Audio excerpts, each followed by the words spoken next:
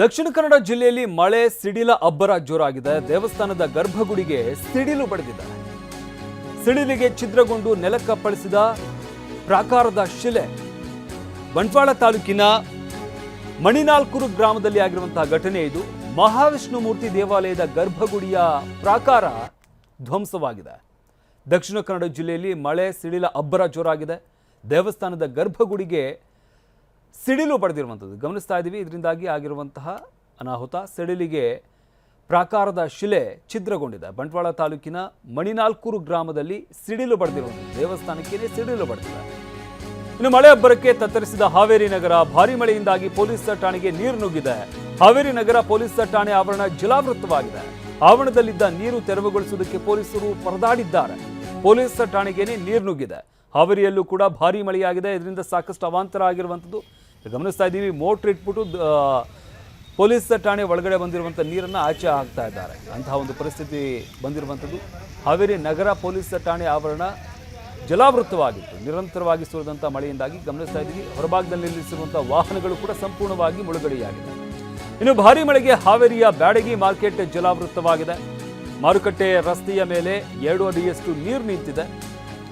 ಬದನೆಕಾಯಿ, ಟೊಮೆಟೊ ಸೇರಿದಂತೆ ತರಕಾರಿಗಳು ನೀರು ಪಾಲಾಗಿದ್ದಾವೆ. ಇದು ಹಾವೇರಿಯಲ್ಲಿ ಆಗಿರುವಂತಹ ಅವಾಂತರಗಳು. ಮಳೆಯಿಂದಾಗಿ ಮಾರುಕಟ್ಟೆ ರಸ್ತೆಯ 2 ಅಡಿಯಷ್ಟು ನೀರು ನಿಂತಿದೆ. ಬದನೆಕಾಯಿ, ಟೊಮೆಟೊ ಸೇರಿದಂತೆ ತರಕಾರಿಗಳು ನೀರು ಪಾಲಾಗಿದೆ.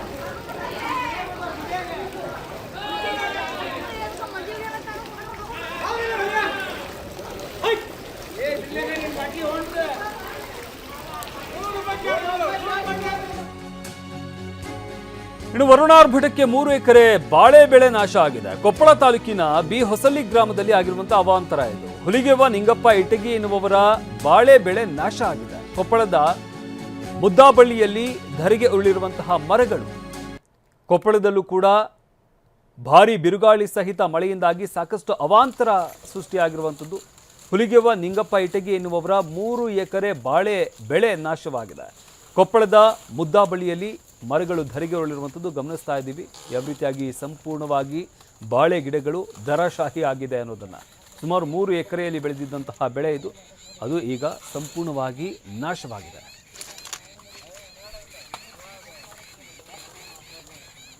ಇದು 3 ಎಕರೆ ಬಾಳೆ ರೀ. ಇದು ಇನ್ನೊಂದು 20 ದಿನಕ್ಕೆ ಕಟಾವಿತ್ತು. ಇನ್ನೊಂದು 20 ದಿನಕ್ಕೆ ಕಟಾವು ಮಾಡಿದ್ರೆ ಒಂದು 15 ಲಕ್ಷ ರೂಪಾಯಿ ಕ್ರಾಪ್ ಇದೆ. ಈಗ ಒಂದು 5-6 ಲಕ್ಷ ರೂಪಾಯಿ ಖರ್ಚಾಯ್ತು ಇದಕ್ಕೆ. ಈಗ ಇವತ್ತು ಅಕಾಲಿಕ ಗಾಳಿ ಬಿಟ್ಟೋದ್ರಿಂದ ಇದು ಇಷ್ಟು ಅನಾಹುತ ಆಗೈತಿ. ಇದಕ್ಕೆ ಸರ್ಕಾರ ಏನಾರ ಪರಿಹಾರ ಮಾಡಿಕೊಡ್ಬೇಕಂತ ಹೇಳಿ. ಯಾವ ಹಂತದಾಗ ಬಂದೈತಿ ಈಗ ಬಾಳೆ? ಕಟಾವಿನ ಹಂತಕ್ಕೆ ಬಂದೈತಿ. ಇನ್ನೊಂದು 20 ದಿನ ಕಟಾವಿ ಬರ್ತಿತ್ತು. ಈಗ ಇನ್ನೂ ಅಡ್ವಾನ್ಸ್ ಇದು ಹಿಂಗತಿ ಆಗಿ ಗಾಳಿ ಬಿಟ್ಟು ಎಲ್ಲ ಭಾಳ ಲಾಸ್ ಆಗೈತಿ. ಅಂದ್ರೆ ಸುತ್ತಮುತ್ತ ಎಲ್ಲ ಬಾಳೆ ಎಲ್ಲ ಲಾಸ್ ಆಗಿದೆ ಅಂತ ಎಲ್ಲ ಎಲ್ಲರೂ ಒಂದು ಗಿಡನೇ